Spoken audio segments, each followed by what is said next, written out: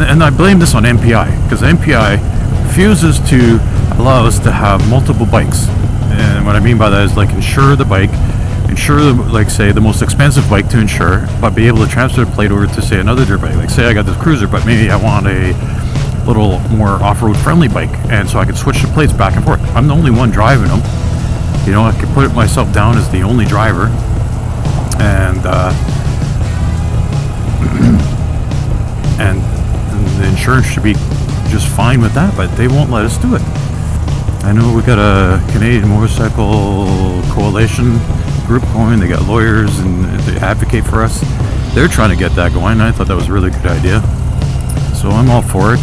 I've donated to them. I didn't buy the jacket because it wasn't for me, but I've gone to the meetings. I even started up a club here in Winnipeg back in 2007, and not with the club anymore, but you know, hey, it's over 200 people now, so it's still going good. Done something right. But yeah, MPI, they just stick in the muds. They hate motorcycles for some reason. It's not the motorcycles, it's some of those riders. You're giving licenses to people who should not have licenses. It's the same thing for vehicles. I swear, I don't know how some people have gotten their licenses. I remember going for my test, and I wasn't perfect, and I got demerits, you know, points taken off. I think I lost like 3 points for parallel parking because I was a half inch outside the thing there. So yeah, parallel parking wasn't my forte, but I did a lot better than I've seen people on the streets, and somehow they got their license. I just don't get it. So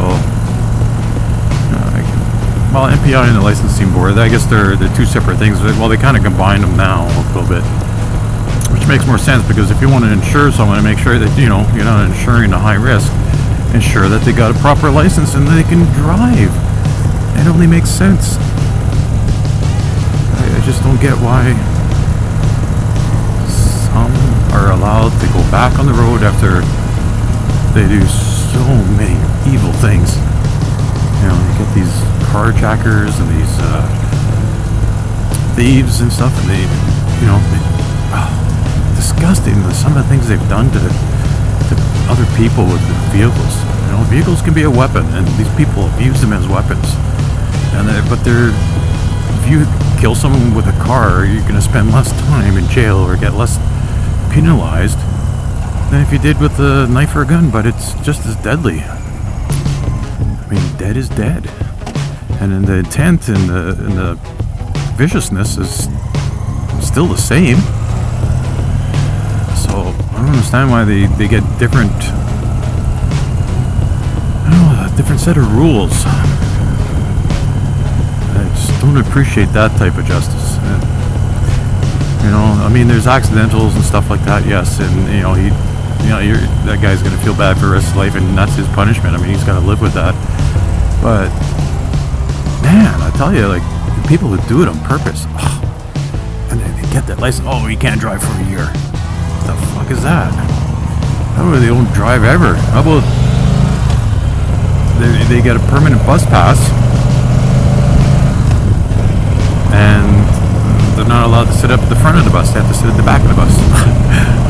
Something like that. I don't know. Make up some kind of stupid punishment, you know, and it could be in the bad driver section, so everyone knows and they can shame them.